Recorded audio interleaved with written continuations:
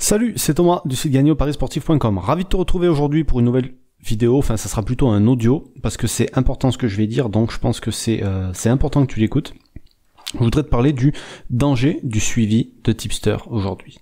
Alors tu sais que suivre des tipsters c'est bien, je le recommande assez souvent, c'est une technique que moi j'utilise dans mes paris sportifs.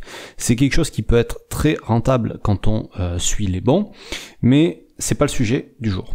Aujourd'hui, ce dont j'aimerais te parler, c'est du danger auquel tous ceux qui suivent des tipsters peuvent se retrouver confrontés et beaucoup plus rapidement que ce qu'on croit. Alors, ça va pas être un sujet très gai aujourd'hui, mais ça va surtout être un sujet utile. Et c'est le genre de message, tu vois, que l'Argel devrait nous payer pour diffuser plutôt que de limiter les parieurs gagnants, parce que j'estime que ça vraiment, ça va être utile pour tous les parieurs. Alors, avant ça, il faut que qu'on revienne sur en gros le processus qui amène les parieurs à suivre des tipsters. Alors en général ça commence sur les réseaux sociaux ou alors avec des applications maintenant où on va trouver des personnes qui donnent des pronostics. Et donc là il y a un tri qui va se faire assez rapidement, tu vois, parce que le vrai parieur, enfin celui qui fait ça sérieusement et pas pour le fun, il va vite repérer les arnaques et chercher des tipsters qui sont fiables à suivre. Donc à partir de là, il va commencer à se tourner vers des personnes qui sont plus sérieuses, il va en tester plein, mais vraiment plein, avant d'en trouver qui lui conviennent et qui lui rapportent. Et comme ce parieur-là, il a entendu que le suivi de tipster c'est rentable, et je suis un des premiers à le dire, et que dans ses premières trouvailles, il va s'apercevoir qu'effectivement il arrive à gagner un peu d'argent avec le suivi tipster, il va se mettre à en suivre beaucoup. Et d'ailleurs la semaine dernière, tu vois, j'ai fait un coaching avec une personne qui en 2 mois seulement vient de faire plus de 1000 paris juste avec du suivi tipster. Alors en plus il a gagné de l'argent, pas mal d'argent même. Et tant mieux pour lui, bravo à ces tipsters. Et d'ailleurs dans l'eau j'étais agréablement surpris de découvrir qu'il y en avait un qui fait partie de mon groupe, qui s'appelle Anto Winbet. Et en gros, tu vois, si on gagne de l'argent avec des bons tipsters, tu vas me dire mais il est où le problème? Et encore plus, il est où le danger, tu vois? Et ben en fait le danger avec le suivi tipster, c'est justement de devenir accro, mais complètement accro à ça. Alors je sais que ça fait un peu discours où je te dis, dans un sens je te dis c'est rentable, dans l'autre côté je te fais un truc où je te dis que ça peut être dangereux, mais je te le dis parce que ça m'est arrivé. Et quand je dis accro, c'est pas forcément accro, tu vas perdre tout ton argent, c'est accro dans le sens où tu vas être toujours à courir après des nouveaux tipsters, toujours. Accro dans le sens où tu vas passer ta vie à prendre les paris de tes tipsters. Alors ta vie, pas 24 heures sur 24, mais ça, toute la journée tu vas en prendre.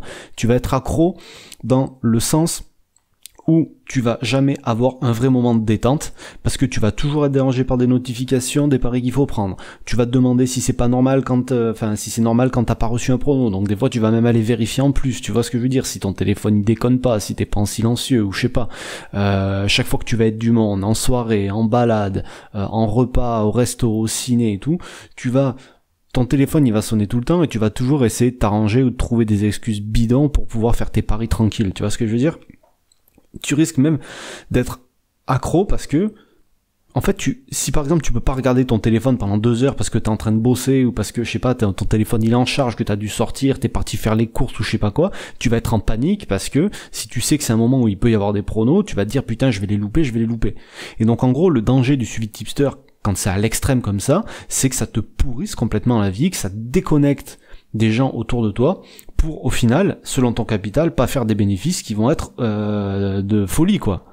Donc le problème, si tu veux, ça vient pas vraiment du suivi de tipster, mais ça va plutôt venir du choix des tipsters que tu vas faire, de ceux que tu vas suivre et de leur mode de fonctionnement, parce qu'en général les gens au départ ils veulent tellement gagner qu'ils vont se concentrer sur ce qui rapporte, ou parce que tu sais pas si tu vas gagner, mais au moins sur ce que tu crois qui va te rapporter, plutôt que sur quelque chose qui te convient.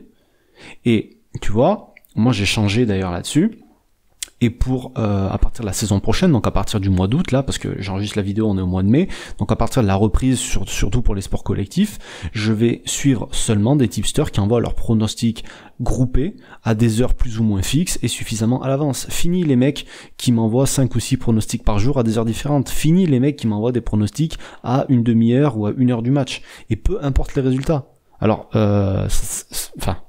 c'est pas forcément vrai parce que j'ai quand même un de mes meilleurs tipsters, enfin le meilleur même, je continuerai à le suivre, même s'il remplit pas tous les critères, mais voilà, j'aurais une exception, j'en aurais pas 3 ou 4, parce que à un moment donné, la solution sinon c'est de sous-traiter tes paris, c'est de payer quelqu'un pour qu'il prenne les paris à ta place, mais voilà la vie de merde que tu vas lui faire vivre s'il accepte, quoi. Toi tu veut plus vivre, te pourrir la vie, mais tu vas pourrir la vie à quelqu'un d'autre. Alors après, évidemment, s'il accepte, c'est son problème.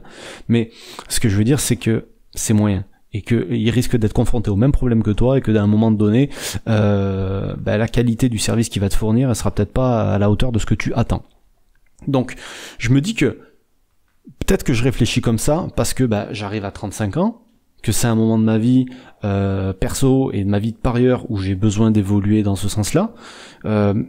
En fait, je sais pas trop, tu vois, mais je pense qu'en fait, que n'importe quel parieur qui fait du suivi tipster, à un moment donné, il va se retrouver face à ce problème-là, face à ce dilemme-là.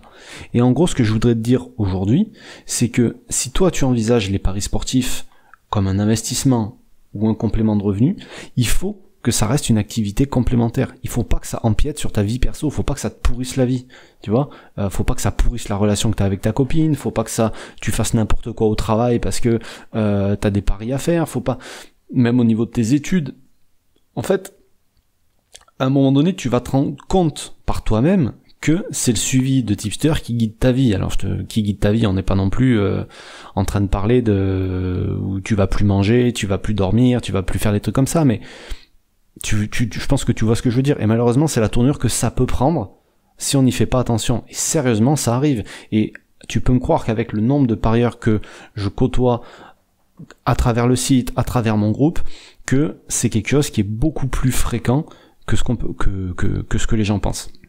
Donc, ce que je te demanderais aujourd'hui, c'est de jeter un œil à ce que tu fais dans tes paris sportifs avec ton suivi de tipster, et surtout de pas te voiler la face, de regarder ce que ça te rapporte, de regarder ce que ça te coûte sur le plan personnel, surtout, parce qu'au niveau de l'argent, dans les paris sportifs, l'argent que tu investis, c'est de l'argent que tu peux perdre, donc surtout au niveau personnel, ce que ça te coûte, de quoi ça te prive, qu'est-ce que ça te gâche, peut-être que ça te gâche rien du tout, hein, peut-être que t'es déjà très bien calé de ce point de vue-là, mais voilà, en gros, faut que tu vois si ça en vaut vraiment la peine.